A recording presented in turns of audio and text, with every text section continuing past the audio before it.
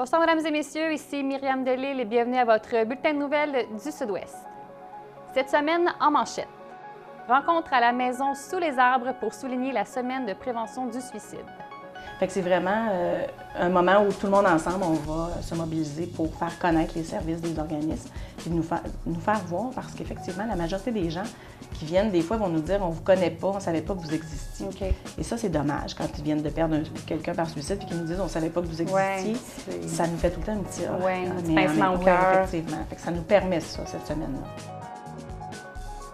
De la belle visite pour les élèves de l'école primaire Marguerite Bourgeois. Oui, aujourd'hui, dans le fond, on pratique la mise en scène. On a une invitée surprise avec nous. On a eu la chance d'avoir Annie Brocoli avec nous.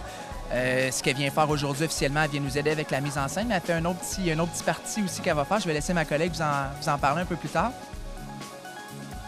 Un événement rassembleur au profit de la Maison de la famille de Vaudreuil-Soulanges. Cette année, pour notre 30e anniversaire, on a changé un peu la formule, puis on a appelé ça « À table en famille ». L'objectif de ça, c'est vraiment de réunir les familles de la région pour leur maison de la famille, donc pour donner aux autres familles de la région. Donc, ça va être un repas bénéfice qui va se dérouler le 17 février à 11h au Centre multisport de Vaudreuil-Dorion. Dévoilement des lauréats de l'édition 2018 et 2019 du programme des ponts culturels d'une rive à l'autre. On sait qu'on entend souvent des idées préconçues sur les citoyens de différentes villes et on s'est dit la meilleure façon d'y arriver, c'est de passer par les arts. Donc, les citoyens travaillent pendant une certaine période à créer une œuvre avec des artistes professionnels et le Conseil des arts de Montréal est là pour soutenir les artistes montréalais qui vont dans des municipalités. Dans ce cas-ci, ils vont passer quand même une bonne période de temps dans 4 municipalités qui font partie de la région de Vaudreuil-Soulanges.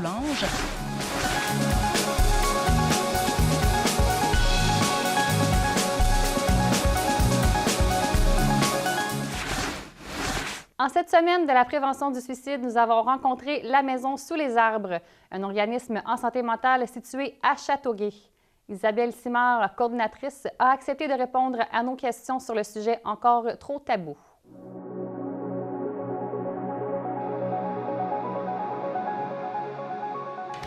Donc, je suis avec Isabelle Simard, ici à l'organisme La Maison Sous les arbres, qui est directement liée à la thématique du suicide. Est-ce que vous pouvez m'expliquer d'abord c'est quoi la mission de votre organisme ici? La Maison Sous les arbres, c'est un organisme qui, dans le fond, communautaire, alternatif à la santé mentale. Donc, nous, on accueille toutes les personnes qui ont une problématique au niveau de la santé mentale, qui vivent une situation de détresse aussi. Fait qu'avec un diagnostic de santé, tu sais, qui pourrait être diagnostiqué au niveau de la santé mentale, mais il peut ne pas y avoir de diagnostic. Puis dans notre vie, on vit des choses difficiles, puis on a besoin d'aide et de support. Donc, nous, on va les accueillir, puis on va les aider. OK. Puis pour vous, à votre avis, c'est quoi l'importance de la Semaine nationale de la prévention du suicide? C'est quoi l'impact que ça peut avoir? Bien, ça nous donne une visibilité. En premier lieu, là, ça nous donne une bonne visibilité. C'est un moment aussi où on va se regrouper plusieurs organismes, puis il y a des entrevues à la radio, à la télévision, tout ça, et ça nous fait connaître des personnes du public, dans le fond. Fait que c'est vraiment un moment où tout le monde ensemble, on va se mobiliser pour faire connaître les services des organismes, puis nous faire voir, parce qu'effectivement, la majorité des gens qui viennent, des fois, vont nous dire « on ne vous connaît pas, on ne savait pas que vous existiez Okay. ». Et ça, c'est dommage, quand ils viennent de perdre quelqu'un par suicide puis qu'ils nous disent « on ne savait pas que vous existiez ça nous fait tout le temps un petit pincement au cœur. Effectivement. Fait que ça nous permet ça, cette semaine-là. Sinon, dans le quotidien, qu'est-ce que vous faites? Est-ce que vous avez des activités où vous allez à l'encontre du public pour vous faire connaître? Oui, on fait beaucoup de promotions. Toute l'année, dans le fond, on en fait. On va se déplacer dans des endroits, on va faire des sensibilisations.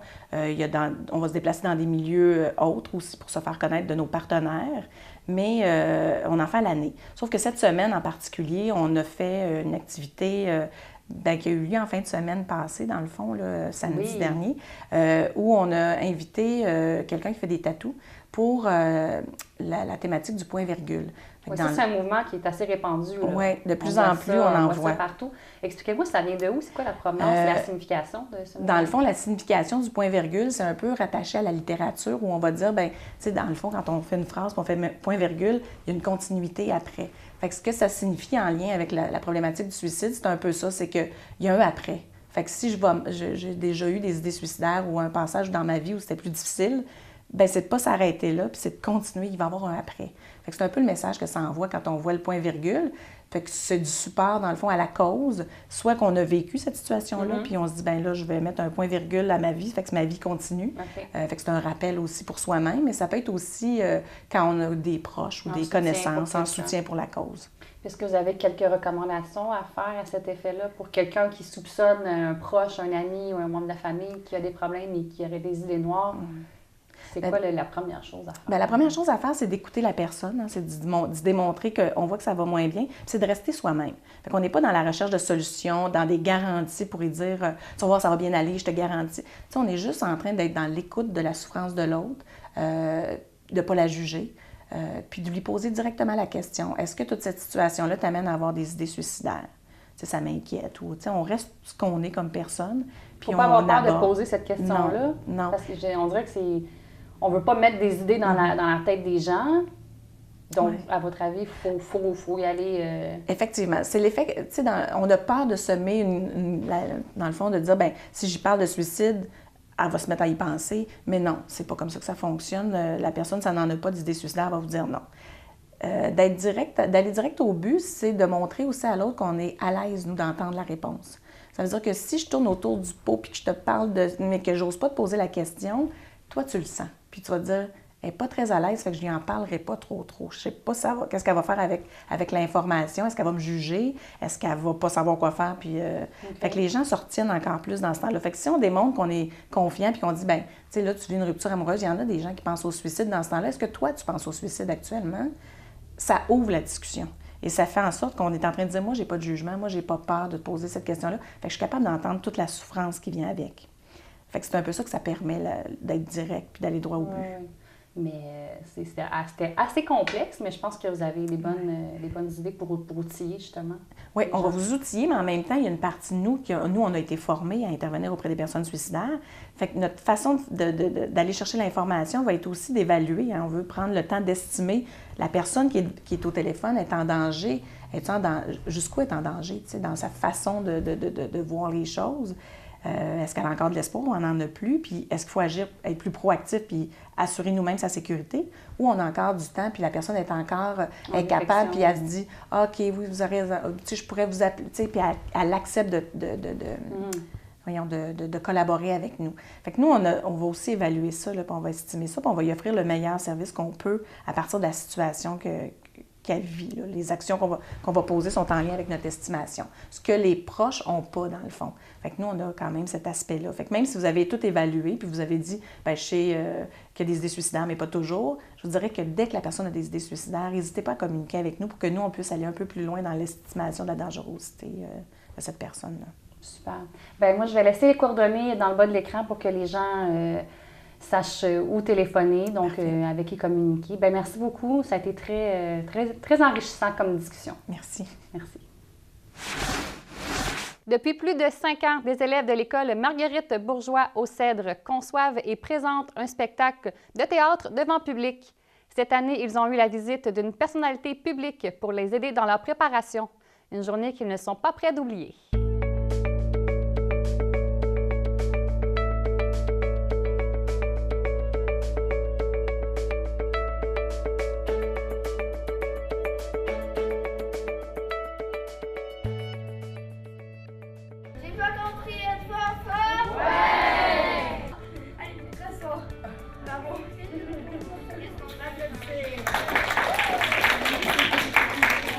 Oui, c'est un projet qu'on fait en 6e année ici à l'école Marguerite Bourgeois. C'est un gros projet de théâtre. On monte une pièce du début à la fin. On implique beaucoup les jeunes dans le processus. Les jeunes écrivent la pièce. On fait la mise en scène avec eux. On fait des lectures en lien avec ça. Là-dedans, on réussit à mettre plusieurs matières à l'intérieur de nos cours. Donc, c'est un projet qu'on fait depuis déjà 5 ans.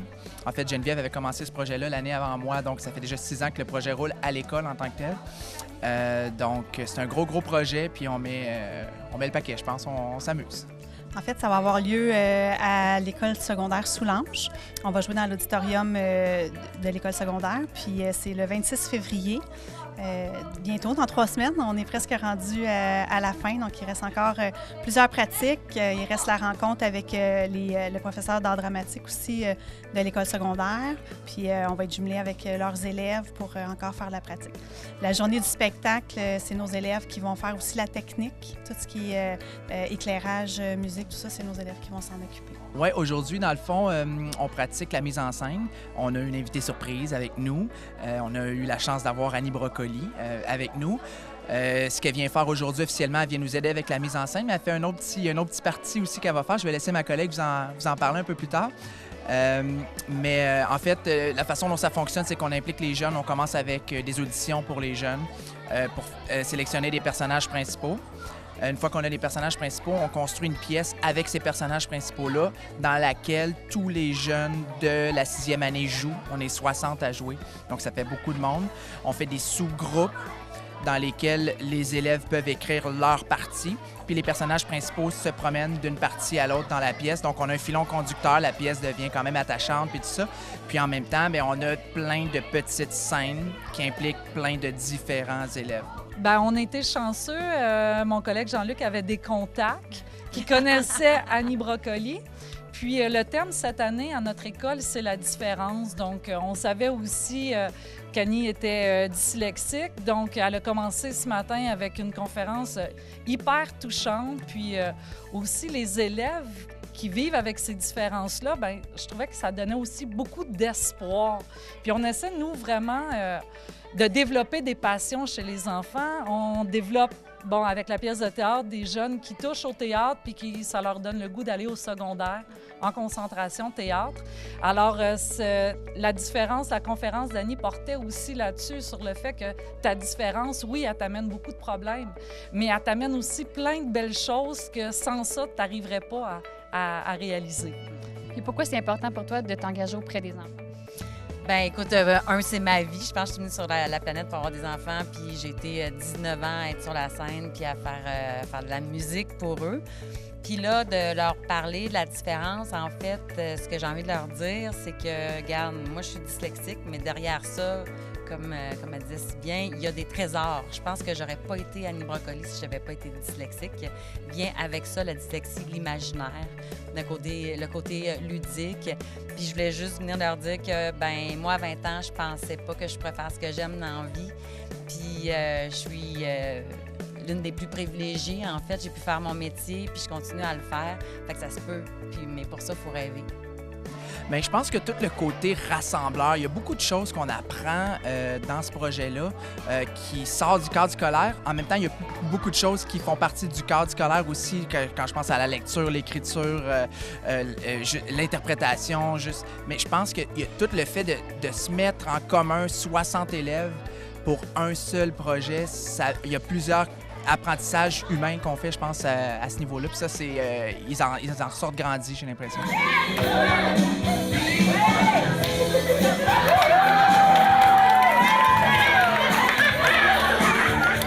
En fait, ce matin, je venais parler de la différence parce que je fais des conférences un peu partout dans les écoles. Puis on m'a invité après à venir dire mon mot sur la mise en scène d'une pièce de théâtre que les élèves ont écrit avec leur prof. Puis c'est bon, là. C'est tellement bon. C'est extraordinaire. Puis écoute, il fallait que je lise ça. Il y avait 47 pages. C'est de la job, là. Puis tous les élèves participent. Fait que j'essaie de les aider à embarquer dans leur personnage. Puis ces élèves-là sont chanceux d'avoir des profs aussi motivés, de leur faire ça, parce qu'il y a du français là-dedans, il y a de la mémorisation, il y a aussi d'être capable de parler devant du monde. Je trouve ça extraordinaire. La Maison de la famille de Vaudreuil-Soulanges nous parle de son nouveau bâtiment à Vaudreuil-Dorion et de sa prochaine activité de financement à table en famille.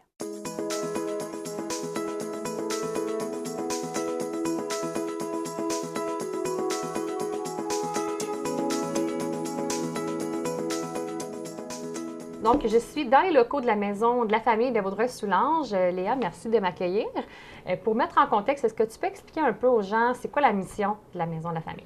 Oui, bien en fait, la Maison de la famille Vaudreuil-Soulanges, c'est un organisme qui vise le développement optimal de tous les enfants de la région. Donc, ça fait 30 ans qu'on existe. On a été fondé en 1988. Puis, on offre des services dans la région qui s'adressent tant aux enfants qu'aux parents. Donc, par exemple, pour les enfants, on va avoir de l'aide aux devoirs, du camp de jour, un camp de la relâche. On a aussi des ateliers de stimulation du langage. OK. Pour les parents, on va avoir des clubs des naissances. On a aussi un nouvel atelier qui s'appelle Père présent, enfant gagnant, qui s'adresse aux papas de la région qu'on invite à des rencontres pour parler un peu de leur rôle, de leur connaissance, de leurs enfants. Donc, c'est vraiment diversifier ce qu'on fait.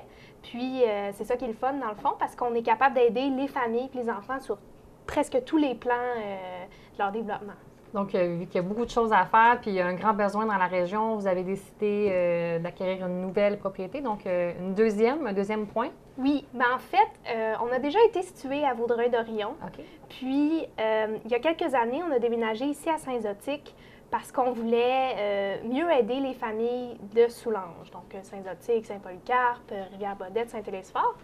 Mais on s'est rendu compte qu'en allant à Saint-Zotique, on perdait un peu notre clientèle à Vaudreuil-Dorion parce que parfois les familles n'ont pas les moyens nécessairement de se déplacer partout dans notre région qui est quand même assez grande. Donc, on a décidé d'ouvrir un nouveau point de service à Vaudreuil-Dorion, puis comme ça, être en mesure de desservir vraiment et Vaudreuil et Soulanges, puis être capable de mieux poursuivre notre mission. Excellent. Puis dis-moi aussi, je pense que ça a été assez médiatisé. Vous avez acheté l'ancienne demeure du maire. C'était quoi la raison, en fait, à la base? En fait, c'est la demeure de l'ancien maire Régent Boyer qui est décédé. Puis, on cherchait un endroit à Vaudreuil qui était accessible, qui était proche des services, où on allait être capable de bien accueillir les familles. Puis, c'est là qu'on est tombé sur cette maison-là qui était en vente. Puis, on trouvait que c'était vraiment le coin idéal parce que c'est situé tout près de la bibliothèque de Vaudreuil. C'est juste à côté du musée régional. Il y a un parc, c'est accessible en transport en commun. Donc, c'est cette maison-là qu'on a choisie. On est officiellement devenu propriétaire en décembre, mais on a des travaux d'aménagement à faire parce que ça va devenir un lieu considéré public. Donc, par exemple, il faut l'adapter pour les personnes à mobilité réduite. Puis, il y a aussi d'autres petits travaux d'aménagement à faire dedans pour s'assurer que ce soit vraiment accessible pour toutes les familles, puis que ce soit un endroit pratique pour faire nos activités. OK. Mais vu que c'était une propriété quand même bien entretenue et tout, il n'y a pas tant de travaux à faire. Non. Vous comptez emménager là? On prévoit faire une ouverture officielle puis vraiment commencer nos activités à l'automne 2019. OK. Donc, idéalement en septembre ou dans ce coin-là. OK. Parfait. Excellent. Puis dis-moi, là, il y a une activité aussi qui s'en vient pour la Maison de la famille. J'imagine que ça va peut-être contribuer aussi financièrement pour cette nouvelle maison. Parle-moi un peu. En fait, c'est notre événement annuel qui s'appelait auparavant le brunch annuel, qui est un événement bénéfice. Cette année, pour notre 30e anniversaire, on a changé un peu la formule, puis on a appelé ça « À table en famille ». L'objectif de ça, c'est vraiment de réunir les familles de la région pour leur maison de la famille, donc pour donner aux autres familles de la région. Donc, ça va être un repas bénéfice qui va se dérouler le 17 février à 11h au Centre multisport de Vaudreuil-Dorion.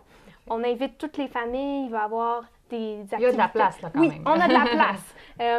Le repas va être servi par le restaurant Olivia. Il va y avoir Bisou le clown qui va être présent pour amuser les enfants. On va avoir des jeux, un encan silencieux. Donc, il y a beaucoup de très beaux prix à gagner pour les familles. Super. Puis, c'est vraiment une activité qu'on veut qu'elle soit rassembleuse, conviviale, puis on veut que les gens ils viennent partager un bon repas, puis que ce soit vraiment une activité qui soit le fun pour toutes les familles.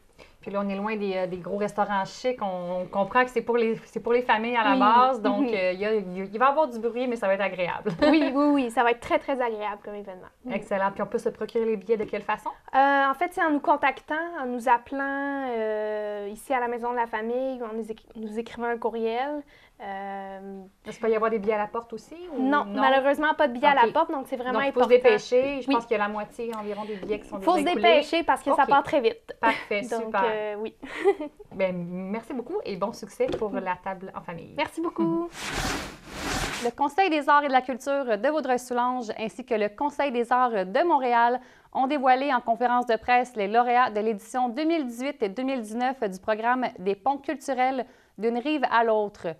Un des projets retenus se déroulera dans 4 municipalités longeant le canal Soulanges.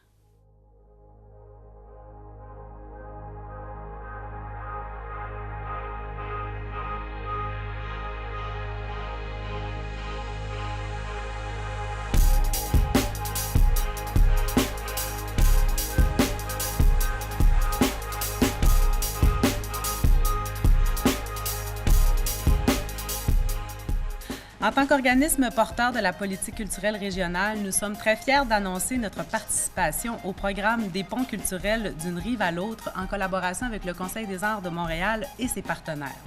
En effet, celui-ci nous permettra de renforcer nos orientations concernant le soutien aux artistes professionnels en termes de pratique et de diffusion artistique et du même coup, enrichir l'offre culturelle des municipalités locales auprès de leurs citoyens. Oui, alors on a annoncé la participation du Conseil des arts et de la culture de Vaudreuil-Soulanges au programme Pont culturel d'une rive à l'autre qui se réalise en collaboration avec le Conseil des arts de Montréal et ses partenaires. Concrètement, ce que ça donne, donc, c'est vraiment l'opportunité à des artistes montréalais professionnels de venir rayonner dans notre région à partir d'un projet évidemment artistique, mais qui touchera vraiment nos enjeux. Dans ce cas-ci, ce sera un documentaire sonore qui sera réalisé sur les berges du canal Soulanges, donc à partir de capsules sonores, donc de témoignages. Et pour l'autre côté, donc, ce sera une artiste donc, de Vaudreuil-Soulanges, plus particulièrement de Vaudreuil-Dorion, Mme Tina Struthers, qui sera appelée à aller rayonner sur l'île de Montréal avec un projet qui s'intitule La danse des mains, en collaboration avec la salle Pauline Julien, donc un projet réalisé en co-création avec des participants qui vont exprimer, disons, la danse des mains quand on a des problèmes à communiquer, soit par le langage ou soit par d'autres défis. Alors, on a très hâte de voir ça et ces deux projets-là vont être diffusés grâce au partenariat du Quartier des spectacles et de la Place des Arts. Donc, ce sera diffusé à Place des Arts en novembre 2019. Donc, c'est des projets qui vont faire rayonner Vaudreuil-Soulanges au-delà de nos limites à nous et qui vont pouvoir être utilisés ensuite par les villes, par les municipalités dans leur localité. Je vais créer une œuvre trois-dimensionnelle sculpturale grand format avec les formes en main fait en fil de fer et recouvrir avec le textile et le papier. Je vais essayer de jouer avec les mouvements de lumière, l'ombre dans l'œuvre et ça va être c'est une magnifique opportunité de poursuivre mon recherche dans les œuvres modulaires pour faciliter la transportation. Le 13 février, il y a aussi un lancement d'un spectacle avec un danseur sourd à la salle Pauline Julien. Et pendant cette soirée, je vais faire une création live ouverte à le public de participer. Donc, si vous êtes dans la région, vous êtes bienvenus de venir se joindre à nous. Alors, le programme des ponts culturels d'une rive à l'autre est né il y a 4 ans parce qu'on cherchait une façon de rapprocher les citoyens de Montréal des autres citoyens des municipalités de la communauté urbaine, la communauté métropolitaine. On sait qu'on entend souvent des idées préconçues sur les citoyens de différentes villes et on s'est dit la meilleure façon d'y arriver, c'est de passer par les arts. Donc, les citoyens travaillent pendant une certaine période à créer une œuvre avec des artistes professionnels et le Conseil des arts de Montréal est là pour soutenir les artistes montréalais qui vont dans des municipalités. Dans ce cas-ci, ils vont passer quand même une bonne période de temps dans 4 municipalités qui font partie de la région de Vaudreuil-Soulanges et ce projet-là est encore plus intéressant parce qu'il fait écho au canal Soulanges. Donc, c'est vraiment un élément qui fait partie de l'environnement physique des citoyens. On espère que les gens vont être emballés à venir créer à travers le son ce que eux ils conçoivent comme étant le canal Soulanges. Donc ce canal-là qui est chargé d'histoire puis de patrimoine qui longe 4 municipalités.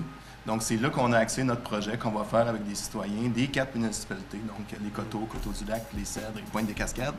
Donc des groupes de 8 à 12 citoyens dans chacune des municipalités qui vont avec nous redécouvrir ou découvrir peut-être sous un nouveau jour le canal à travers le son, le paysage sonore. Donc, ils vont être amenés à travailler avec nous sur des capsules à caractère documentaire, donc documenter le paysage sonore du canal.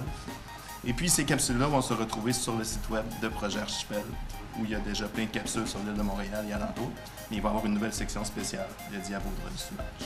Est-ce que vous pouvez me dire, les artistes de Montréal, est-ce qu'ils ont un certain intérêt à aller visiter les régions avoisinantes pour des projets comme celui-là? Donc, de plus en plus, pour les artistes, c'est très enrichissant de sortir du cadre habituel et aussi d'aller à la rencontre des gens pour pouvoir échanger sur la façon qu'ils travaillent, pour pouvoir aussi être à l'écoute aussi de ce que les gens ont comme idée de ce que c'est l'art. Donc, oui, les artistes répondent vraiment de façon positive à ce programme-là. L'approche proposée par M. Campion et Côté est ludique, poétique et accessible. Elle permettra aux participants de s'initier aux équipements, aux logiciels et à toute la technologie qui entoure la phase de son et le montage de capsules sonores, tout en bénéficiant de l'accompagnement de 2 artistes chevronnés durant toute la durée du processus. Le projet se déroulera en 5 ateliers de 3 heures qui auront lieu au printemps 2019 à compter du mois de mars. Pour que ce projet prenne vie, les artistes ont donc besoin de 8 à 12 citoyens prêts à prendre part à ce projet rassembleur, et ce, pour chacune de nos municipalités. Ainsi, toute personne qui a un intérêt pour un des éléments de ce projet, soit le canal Soulanges, la prise de son et la technologie, ou encore qui souhaite exprimer sa créativité via le son, est invité à contacter la personne responsable de sa municipalité pour s'inscrire. En fait, c'est de vraiment donner des opportunités à nos artistes, nous ici de Vaudreuil-Soulanges, d'aller rayonner sur l'île de Montréal où on le sait, c'est difficile de percer ce marché-là, puis souvent c'est un marché qui est quand même très saturé, il y a beaucoup de compétition. Alors avec ce programme-là, ça permet vraiment à nos artistes d'avoir une première percée dans ce territoire-là au travers vraiment tout un réseau de partenaires qui donne une belle visibilité. Et pour les artistes de Montréal, bien, ça donne une visibilité aussi dans une région qui est ailleurs que Montréal, évidemment, et ça leur permet de découvrir donc un territoire plus large. Et évidemment, ça permet aux municipalités d'accueillir ces artistes-là et d'enrichir leur offre culturelle locale. Et maintenant, pour vos nouvelles en bref. En février, Exporail offre 25 de rabais sur les tarifs d'admission générale, 10 sur les articles de la boutique et 50 sur la projection du film L'Express des Rocheuses. Tout le mois de février, le musée est ouvert les vendredis, samedis et dimanches. Le Centre d'action bénévole L'Actuel a reçu un chèque de 25 000 de la part du comité organisateur de la campagne 2018 d'Opération Nez Rouge de Vaudreuil-Dorion. Cette 26e édition a réuni 344 bénévoles qui ont contribué aux 813 d'accompagnement sécuritaire, soit 66 de plus que l'année précédente. Les dons amassés permettent à l'organisme de répondre aux nombreuses demandes d'aide qui lui sont adressées, plus particulièrement celles provenant des jeunes en difficulté.